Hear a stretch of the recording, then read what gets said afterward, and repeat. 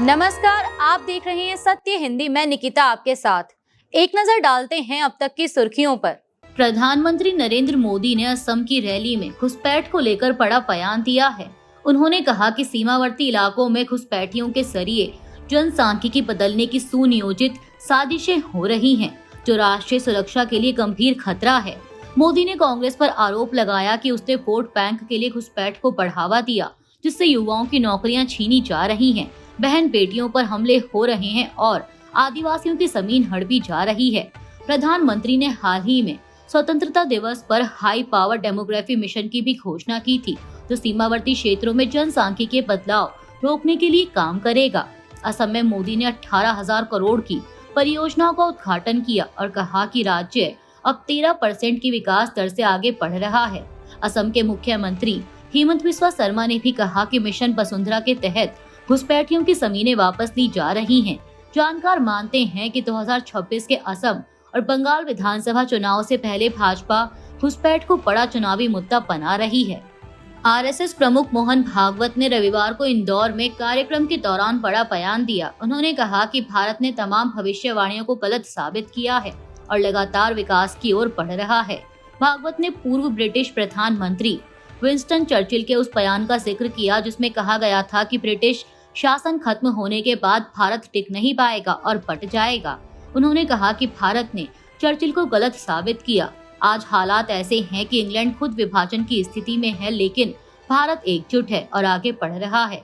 भागवत ने कहा कि हम कभी बट गए थे, लेकिन वह भी मिला लेंगे। उनके इस बयान को पड़ोसी मुल्कों में जारी संकट और भारत की एकजुटता के संदेश के तौर पर अहम माना जा रहा है। एशिया कप 2025 में भारत और पाकिस्तान के बीच होने वाले मुकाबले पर पुणे की असावरी जगताले, जिनके पिता संतोष जगताले की पहलगाम आतंकी हमले में मौत हुई थी, ने इस मैच के बहिष्कार की मांग की है। असावरी ने कहा कि हमले को कुछ ही महीने हुए हैं, जिसमें 26 लोग मारे गए थे। ऐसे में मैच कराना पीड़ित परिवारों की भावनाओं से खिलवाड़ है। उन्होंने बीसीसीआई और खिलाड़ियों पर नाराजगी जताते हुए कहा कि जो लोग मैच खेल रहे या आयोजित कर रहे हैं, वे सैनिकों और निर्दोष नागरिकों के बलिदान को भूल रहे हैं। यह मैच ऑपरेशन सिंदूर के बाद भारत और पाकिस्तान का पहला मुकाबला है। सरकार की नीति के अनुसार भारत पाकिस्तान से द्विपक्षीय सीरीज नहीं खेलेगा, लेकिन एशिया कप और आईसीसी टूर्नामेंट में भिड़ंत जारी रहेगी। एशिया कप में होने वाले भारत और पाकिस्तान मैच को लेकर देश भर में विरोध तेज हो गया है। विपक्षी दलों के साथ ही आम लोग भी गुस्से में हैं और सोशल मीडिया पर मैच का बहिष्कार करने की अपील कर रहे हैं। बीजेपी के सहयोगी शिंदे गुट के नेता संजय निरुपम ने भी कहा कि पाकिस्तान ने हमेशा आतंकियों को पाला और भारत को नुकसान पहुंचाया है, इसीलिए उसके साथ किसी भी तरह का रिश्ता नहीं होना चाहिए। आतंकवादी हमलों में अपनों को खो चुके परिवार भी गुस्से में हैं और मैच को शर्मनाक बता रहे हैं।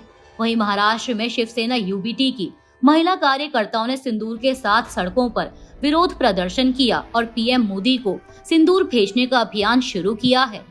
भारत और पाकिस्तान मैच को लेकर विवाद बढ़ता ही जा रहा है। सोशल मीडिया पर मैच को बॉयकॉट करने की अपील हो रही है और लोग पीएम मोदी व बीसीसीआई को निशाने पर ले रहे हैं।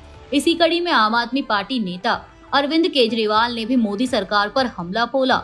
उन्होंने कहा कि पाकिस्तान के साथ मैच खेलना देश के साथ गद्दारी है और हर भारतीय इस पर गुस्से में है। केजरीवाल ने अपने साथी सौरभ भारद्वाज की पोस्ट को रीपोस्ट करते हुए लिखा कि खून और खेल एक साथ नहीं चल सकते। भारत और पाकिस्तान के बीच होने वाले मैच पर आम आदमी पार्टी सांसद संजय सिंह ने भी केंद्र की मोदी सरकार पर कड़ा हमला बोला है। समाचार एजेंसी एएनआई से बात करते हुए उन्होंने कहा कि पहलगाम में पाकिस्तान समर्थित आतंकियों ने हमारी बहनों का सिंदूर उजाड़ा और उसके बाद ऑपरेशन सिंदूर चलाया गया, जिसमें कई जवान और आम नागरिक शहीद हुए। उन्होंने सवाल उठाया कि जब सरकार खुद कह रही है कि ऑपरेशन सिंदूर अभी खत्म नहीं हुआ, तो ऐसे में पाकिस्तान से क्रिकेट खेलना कैसे सही हो सकता है। संजय सिंह ने कहा कि प्रधानमंत्री ने ही कहा था कि खून और पानी एक साथ नहीं बह सकता और आतंक व व्यापार साथ नहीं चल सकते, तो फिर खून और खेल कैसे साथ चल सकता है। केंद्रीय सड़क परिवहन मंत्री नितिन गडकरी ने इथेनॉल मिश्रण नीति यानी E20 पर लगे व्यक्तिगत लाभ के आरोपों को खारिज करते हुए कहा कि उनका दिमाग महीने में 200 करोड़ रुपए कमाने का है, लेकिन वे पैसे के लिए नहीं बल्कि किसानों के हित के लिए काम कर रहे हैं। नागपुर में कार्यक्रम में गडकरी ने कहा कि वे ईमानदारी से कमाई करना जानते हैं और यही आइडिया अपने बेटों को भी देते हैं। उन्होंने उदाहरण दिया कि उनका बेटा ईरान और सर्बिया तक व्यापार करता है और आईटीसी के साथ मिलकर चावल मिलें भी चला रहा है। गडकरी ने इथेनॉल को किसानों की आय बढ़ाने और पर्यावरण संरक्षण का जरिया बताया। वहीं कांग्रेस ने आरोप लगाया कि गडकरी की नीतियों से उनके बेटों की कंपनियों को फायदा हुआ है। कांग्रेस के मुताबिक गडकरी के बेटे की कंपनी का रेवेन्यू जून 2024 में 18 करोड़ से बढ़कर जून 2025 में 723 करोड़ हो गया और शेयर की कीमत में 2184% की बढ़ोतरी हुई। गडकरी ने कहा कि उनकी नीतियां दलाली के लिए नहीं बल्कि किसानों को सशक्त बनाने के लिए हैं। रविवार शाम असम और पूर्वोत्तर भारत में भूकंप के तेज झटके महसूस किए गए। अधिकारियों के मुताबिक भूकंप की तीव्रता रिक्टर स्केल पर 5.8 रही और इसका केंद्र असम के उदलगुरी जिले में सतह से लगभग 5 किलोमीटर गहराई में था। झटके शाम 4:41 पर आए और इसका असर पश्चिम बंगाल से लेकर भूटान तक महसूस किया गया। हालांकि राहत की बात यह है कि अब तक किसी भी तरह के जानमाल के नुकसान की खबर नहीं है। मुख्यमंत्री हेमंत बिस्वा शर्मा ने एक्स पर लिखा कि वह लगातार स्थिति पर नजर रखे हुए हैं और अब तक कोई बड़ी घटना सामने नहीं आई है। इससे पहले कुछ दिन पहले ही सोनितपुर में 3.2 तीव्रता का भूकंप आया था। असम का इलाका भूकंप की दृष्टि से बेहद संवेदनशील माना जाता है। बिहार चुनाव से पहले एनडीए सहयोगी और हिंदुस्तानी आवाम मोर्चा के संस्थापक केंद्रीय मंत्री जीतन राम मांझी ने सीट बंटवारे को लेकर बड़ा बयान दिया है। मांझी ने कहा कि अगर उनकी पार्टी को 15 सीटें नहीं मिली तो वे अकेले ही 100 सीटों पर चुनाव लड़ेंगे। उनका दावा है कि बिहार की हर विधानसभा सीट पर उनकी पार्टी के 10 से 15 हजार वोटर मौजूद हैं। मांझी ने कहा कि इस बार उनकी पार्टी का लक्ष्य मान्यता प्राप्त दल बनना है, जिसके लिए कम से कम 8 सीटों पर जीत और 6% वोट जरूरी है। उन्होंने यह भी कहा कि पार्टी को बने 10 साल हो गए हैं, अब तक निबंधित पार्टी बने रहना अपमानजनक है। 2020 के चुनाव में उनकी पार्टी ने 7 सीटों पर चुनाव लड़ा था और 4 सीटें जीती थी। वहीं मांझी की इस मांग से भाजपा और जेडीयू पर दबाव बढ़ गया है।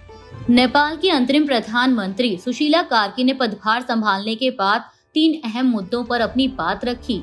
उन्होंने बताया कि हालिया हिंसा और आगजनी में तराई के सभी जिला न्यायालय, उच्च न्यायालय, सिंह दरबार और सर्वोच्च न्यायालय जलकर नष्ट हो गए, जिससे सभी रिकॉर्ड और फाइलें मिट गए और अब देश शून्य पर खड़ा है। कार्की ने कहा कि मारे गए लोगों को शहीद घोषित किया जाएगा और उनके परिवारों को 10-10 लाख रुपए मुआवजा दिया जाएगा। साथ ही घायलों को भी सहायता दी जाएगी। उन्होंने स्पष्ट किया कि वे पद का सुख भोगने के लिए नहीं बल्कि हालात की मांग पर आई हैं। कार्की ने भरोसा दिलाया कि 6 महीने के भीतर नई निर्वाचित सरकार को सत्ता सौंप दी जाएगी। इस बीच पुलिस ने हिंसा के दौरान जेलों से भागे 10,000 कैदियों में से 4,000 को गिरफ्तार कर लिया है। लंदन में शनिवार को धुर दक्षिणपंथी कार्यकर्ता टॉमी रॉबिन्सन की ओर से निकाली गई यूनाइट द किंगडम रैली के दौरान हिंसा भड़क गई। इस रैली में करीब 1.5 लाख लोग जुटे और पुलिस पर बोतलें व अन्य सामान फेंके गए, जिससे 26 पुलिसकर्मी घायल हो गए, जिनमें 4 की हालत गंभीर है। पुलिस ने अब तक 25 लोगों को गिरफ्तार किया और हिंसा को पूरी तरह अस्वीकार्य बताया। रैली के दौरान एलन मस्क ने व्हाइट हॉल पर मौजूद लोगों को वीडियो लिंक से संबोधित किया। चीनी विदेश मंत्री वांग यी ने कहा कि चीन युद्धों में ना तो हिस्सा लेता है और ना ही उनकी योजना बनाता है। यह बयान उन्होंने तब दिया जब अमेरिका ने नेटो सहयोगियों से रूसी तेल खरीदने वालों, खासकर चीन पर भारी टैरिफ लगाने की मांग की। अमेरिकी राष्ट्रपति डोनाल्ड ट्रंप ने कहा था कि अगर नेटो देश रूसी तेल आयात रोक दें और चीन पर 50 से 100% तक टैरिफ लगा दें तो रूस और यूक्रेन युद्ध खत्म हो सकता है। ट्रंप ने नेटो देशों पर रूसी तेल खरीद जारी रखने को चौंकाने वाला बताया। बता दें कि 2023 से तुर्की, चीन और भारत रूसी तेल के सबसे बड़े खरीदार बने हुए हैं, जबकि हंगरी और स्लोवाकिया भी आयात कर रहे हैं। ट्रंप का बयान पोलैंड में रूसी ड्रोनों की घुसपैठ के बाद आया, जिसे पोलैंड ने मार गिराया। अमेरिकी विदेश मंत्री मार्को रूबियो ने भी इसे खतरनाक और अस्वीकार्य बताया। हालांकि अभी यह स्पष्ट नहीं है कि ड्रोन जानबूझकर भेजे गए थे या नहीं। अभी के लिए इतना ही। बाकी की देश दुनिया की बड़ी खबरों के लिए जुड़े रहिए सत्य हिंदी के साथ। Copyright disclaimer under Section 107 of the Copyright Act 1976. Allowance is made for fair use for purposes such as criticism, comment, news reporting, scholarship, and research. Fair use is a use permitted by copyright statute that might otherwise be infringing.